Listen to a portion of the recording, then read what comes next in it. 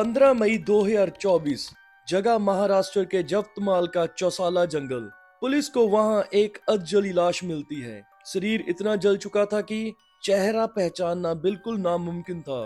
लेकिन पुलिस को वहां से दो ऐसी चीजें मिली जिसने इस केस को एक साधारण हत्या से बदलकर एक रोंगटे खड़े कर देने वाली साजिश में बदल दिया।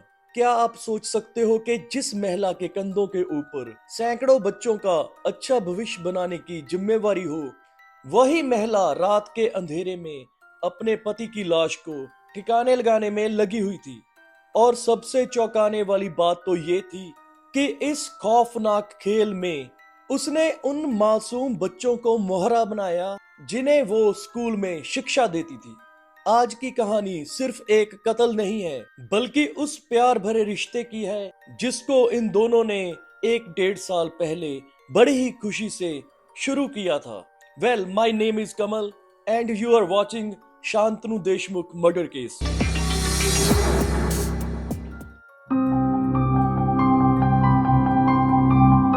शांतनु देशमुख और निधि देशमुख 1 साल पहले जब इन्होंने प्रेम विवाह किया था तो पूरे यवतमाल में इनके प्यार के चर्चे थे। दोनों ही यवतमाल के सनराइज इंग्लिश स्कूल में एक साथ जॉब किया करते थे।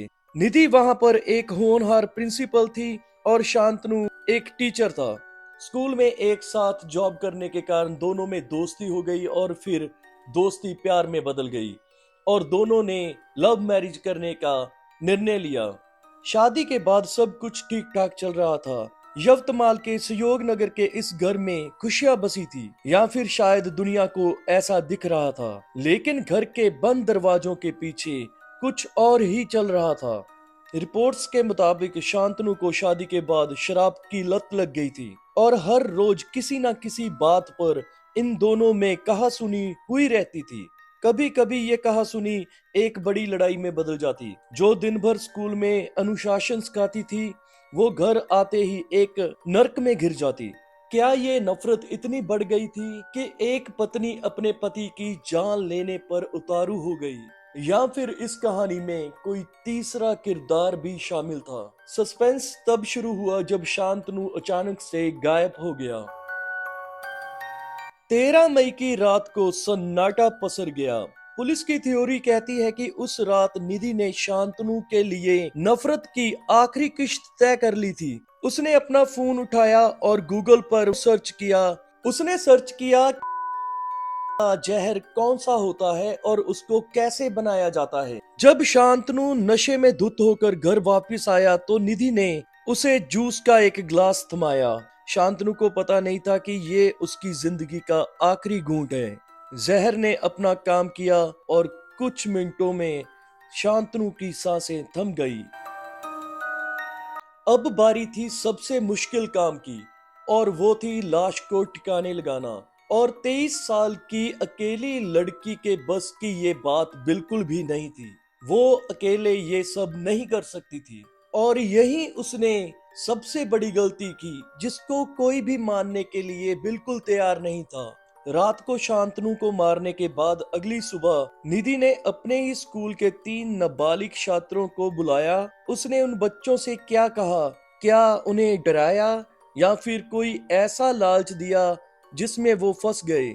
मगर निधि ने इन तीनों छात्रों के साथ मिलकर अपने पति की लाश को कार में पहुंचाया और उसके बाद यवतमाल के चौसाला के घने जंगलों की ओर निकल गई और जंगल के बीचों बीच लाश को फेंक दिया और वापस आ गई।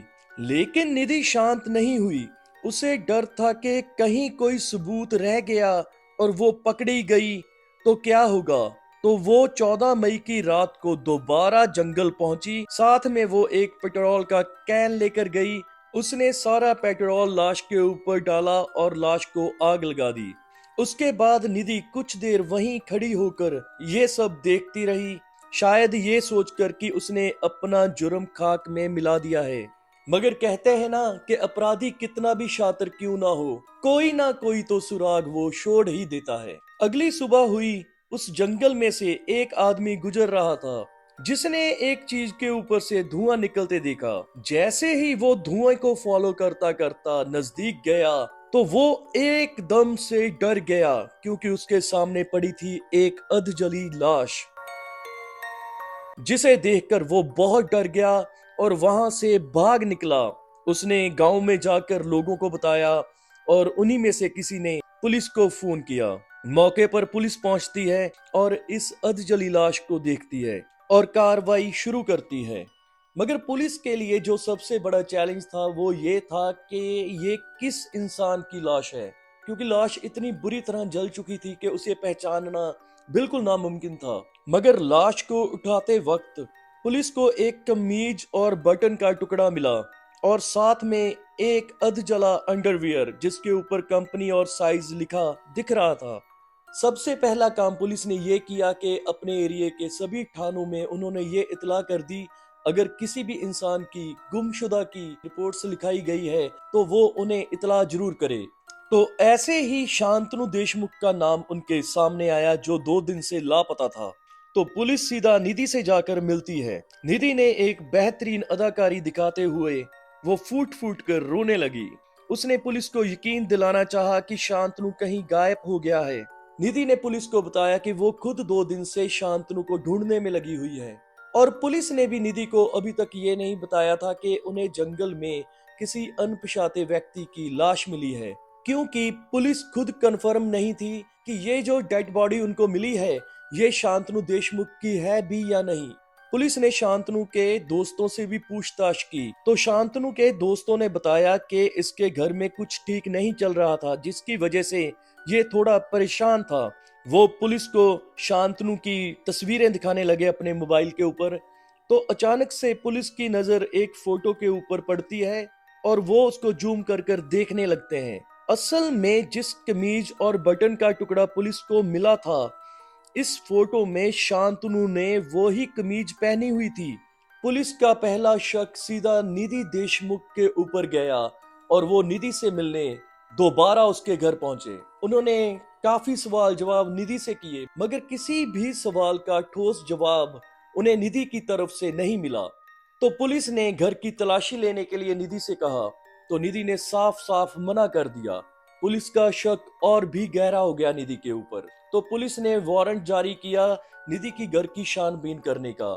जब घर की छानबीन हो रही थी तो शांतनु के कपड़ों में से एक अंडरवियर मिलता है जो बिल्कुल सेम उसी कंपनी उसी साइज का और उसी तरह का मॉडल था जो कि उन्हें लाश के पास मिला था। तो पुलिस ने अपनी सख्ती निधि के ऊपर दिखाई।